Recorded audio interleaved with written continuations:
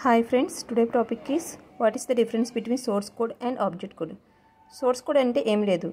Whatever the program we are writing is called source code. మనం రాసే ప్రోగ్రామ్ని source code అంటాము. Source code consists of set of instructions. Source code లో different types of instructions ఉంటాయి.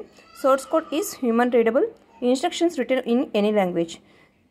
Human ఈజీగా understand చేసుకునేటట్లు ఉంటుంది source code అనేది.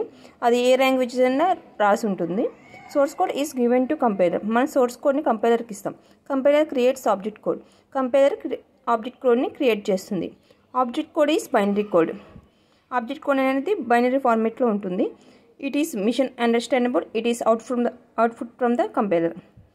Machine understand చేసుకునే లాంగ్వేజ్ బైనరీ కోడ్ అనేది. It is output from the compiler. Thank you for your support and please like, share and subscribe.